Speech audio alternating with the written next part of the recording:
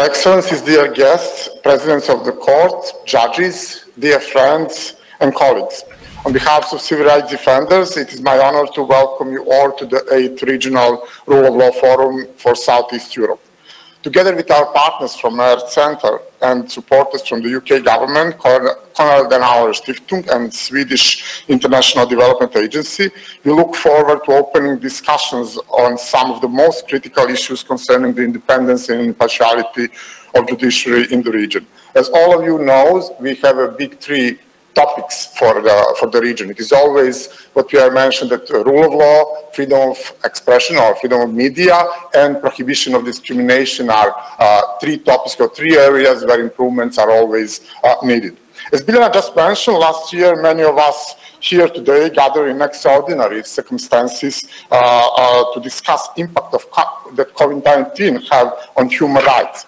Governments across the region were derogating human rights by introducing emergency measures that limited citizens' right to freedom of movement, freedom of expression, and other fundamental rights.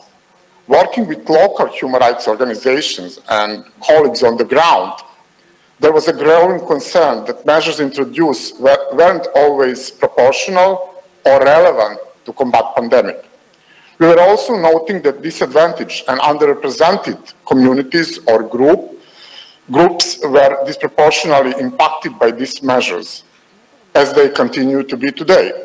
Such measures also affected local courts and implementation of Article 6 of the European Convention on a national level. For these reasons, we felt that it's crucial to discuss independence and impartiality of judiciary by bringing together judges from the European Court of Human Rights, legal experts and representatives of judiciary. And of course, human rights organizations, as always. We have a unique format as always, but this year something has changed.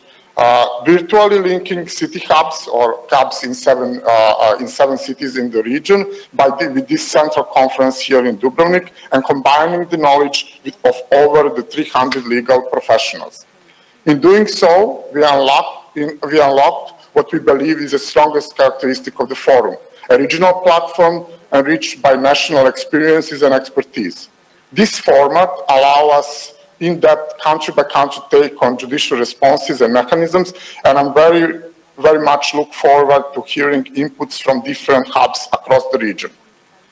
As I already mentioned, the topic of this year's forum is well known, repeated by many human rights organizations in their reports, but also by many European and other institutions. Improvements in this area is always important and always needed and always possible. Of course, as we will hear over the next 2 days, an impartial and independent judiciary is fundamental to tackling impunity and ensuring that authorities are held accountable. Therefore, it is one of the most pressing obstacles to democratization efforts in some countries in the region. And quite often, it hampers European integration processes again in some countries in the region. From my perspective and from my knowledge as a human rights defender, I think that improvement in any area is not possible without truly independent courts on national level. The principle of independent and impartial judiciary is widely accepted, I think, in the region, but the problem is always in the implementation. And sometimes we have a selective protection and selective implementation of Article 6 of the European Convention. What is needed, and what I think we will accomplish, at least partially, in the following session, is to discuss everything that is relevant for this topic, from the key criteria that the tribunal make independent to practices and challenges that exist in the region. Of course, as always, as every year in the forum, the focus will be jurisprudence of the European Court. I would like to express my gratitude to all those who made this forum possible this year and previous years, and in quite difficult circumstances that we have again.